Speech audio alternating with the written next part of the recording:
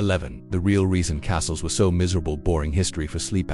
As dusk falls over the rolling hills of medieval England or France, you might imagine a castle's flickering torchlight, soaring towers, and thick stone walls offering warmth, security, and grandeur. Yet behind the imposing silhouette, daily life within a castle was, for most, anything but romantic. For the lords, ladies, servants, and guards who called these places home, the castle was often a drafty, uncomfortable, and deeply inconvenient fortress. Imagine your day beginning long before sunrise, roused by the clatter of feet on spiral stairs and the distant clang of a portcullis being raised. The air inside the castle is colder, sometimes, than it is outdoors. Massive stone walls hold little heat. The castle's great halls, with their high ceilings and narrow windows, are beautiful in the sunlight but shrouded in chill and gloom most of the year. Fireplaces are large, but they provide little warmth unless you're sitting nearly inside them. Heat escapes through every gap and crack, and smoke often lingers, stinging your eyes and throat. You live with layers, woolen tunics, thick cloaks, and heavy blankets always close at hand. Even the lord and lady, with their tapestries and furs, huddle close to the fire at night. Bedrooms, called solar chambers, are usually small, intended to conserve heat. Most resident servants, guards, and visitors make do with pallets in the great hall or in drafty dormitories, crowded together for shared warmth and a little security. Cleanliness is an ongoing challenge. Bathing is rare.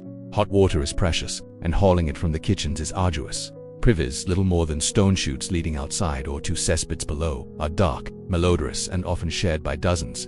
The stench is unavoidable, especially in summer, and the castle's high walls trap not only the cold, but the smell. Daylight is precious, but limited. Windows are tiny slits, designed to keep out arrows, not to let in the sun. By candle or torchlight, every corner is a shadow, and many stairways and halls are perpetually dim. The floors are covered with rushes or straw, but dust and debris collect quickly. Fleas, lice, and rodents are constant companions, no matter how often the servants sweep or sprinkle herbs on the floors. Meals are grander for the lord's family, and guests than for the majority. A castle's kitchen, with its great fires and enormous spits, can turn out roasts and pies, but for most people, daily fare is bread, cheese, stews, and sometimes salted meat or dried peas. Drinking water is risky, contaminated by the castle's own waste, so ale or weak wine is served even to children. Leftovers are reused and nothing goes to waste. Noise is constant, the echo of boots on stone, the crash of armor, dogs barking in the bailey, chickens squawking in the yard, and the calls of the sentries on the walls. Privacy is a luxury. Even the lord's chamber is never truly free from servants or visitors. Most residents share rooms or beds, and secrets are hard to keep in a place built for defense rather than comfort. Despite all these hardships, the castle is the center of local life, protection in times of trouble, a workplace for dozens, and a symbol of the lord's power. Children play in the courtyards, the blacksmiths forge rings in the early light, and traders bring their wares to the gates. Festivals and feasts occasionally transform the gloom into brightness and song, if only for a night or two. Yet for most of the year, castle life is cold, dark, noisy, and relentlessly communal. At the end of a long, hard day, you might huddle with others near the embers of the hearth, listening to the wind howl through the arrow slits and wondering if tomorrow will bring a bit more warmth, a bit less hardship. What happened when war or siege descended upon the castle, when discomfort turned into outright danger, and survival depended on every stone and every scrap of food? Now let your mind drift to those uneasy days when a castle's misery deepened into true crisis, the dreaded siege. In peacetime, the castle's discomforts are daily trials. During war, they become matters of survival. Word of an approaching enemy often arrives days or even hours before the attack. Villagers, animals, and goods pour inside the walls. The castle, already crowded and uncomfortable, grows stifling. Doors are barred, portcullises dropped, and everyone takes up new roles. Guards double their shifts on the battlements, scanning the horizon for banners or smoke. Even children run errands or haul water. There is no privacy. Now every storeroom, hallway, and chamber is packed. Food and water become obsessions. A wise lord has stocked the cellars with grain, salted meat, dried peas, and barrels of ale. The well inside the walls is precious. It runs dry or is fouled. Thirst may defeat the defenders before any sword or fire can. Strict rationing begins on the first day. The finest foods are saved for the lord, knights, and high-ranking guests, but even they eat less and worry more. Everyone else gets a single daily bowl of pottage, stale bread, and, if lucky, a sliver of dried meat. As the siege drags on, flavor fades and portions shrink. Hunger is a constant companion. Waste piles up quickly. With so many people living in such close quarters, the castle's already poor sanitation grows worse. Privies overflow, refuse accumulates in hidden corners, and the stench intensifies. Disease is as great a threat as the enemy outside.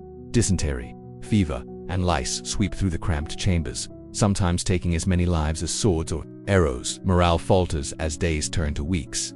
The work is endless, hauling water, carrying messages, tending wounds, patching walls, or even pouring boiling oil or stones on attackers during assaults. Sleep is brief and uneasy, broken by alarms and a distant thud of siege engines. Music and stories are rare comforts. Even the priests struggle to keep spirits up. Sometimes, a brave minstrel will sing an old ballad, or a mother will quietly tell tales of heroes past, hoping to distract her children from gnawing fear and hunger. The defenders listen for sounds from outside, the clang of hammers building towers, the creak of trebuchets, the shouts of soldiers. They know that at any moment, the enemy could breach a wall, set fire to a gate, or dig tunnels to collapse the foundations. All hands are put to work, patching, carrying, fighting, or simply enduring. Sometimes negotiations are attempted, but most sieges end in one of two ways: relief from an outside army, or surrender. When finally the gates open, whether in victory, defeat, or relief, the survivors stumble into the light, blinking and weakened. The castle is left battered, walls scorched, rooms ransacked, pantries bare, and the dead to be mourned and buried. Yet life resumes, and gradually the routines of peacetime return. The memory of siege lingers, etched into every stone and in every retold story. Yet what of the castle's decline? Why did so many of these uncomfortable, drafty strongholds eventually fall into ruin and fade from the landscape of Europe? Was it simply the march of progress, or did changing times bring new miseries and new forms of power?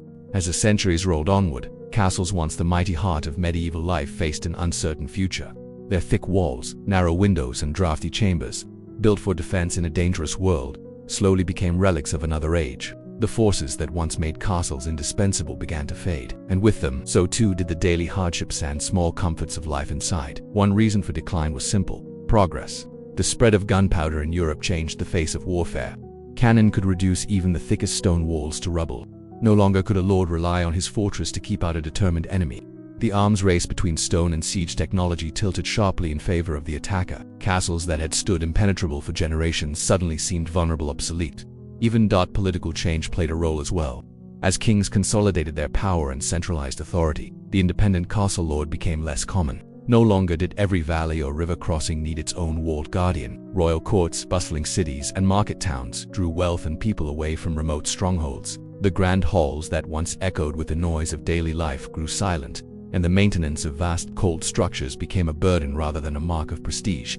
Some castles were deliberately dismantled by victorious armies or order of kings, their stones carted off to build more comfortable manors, bridges, or even barns. Others slipped quietly into ruin, roofs collapsing, walls crumbling, moats silting up and filling with reeds and frogs. Ivy crept over abandoned towers. Bats and owls made their homes in empty keeps.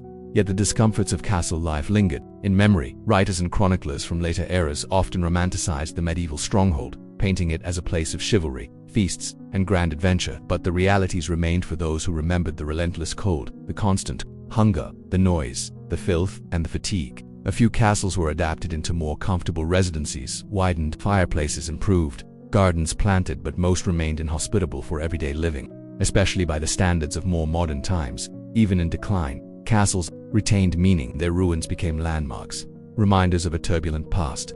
Local children played in the overgrown courtyards, shepherds sheltered sheep in their shadows, and, occasionally, the halls were revived for festivals or gatherings, if only briefly. For many communities, the castle, crumbling though it might be, remained a symbol of identity and resilience today.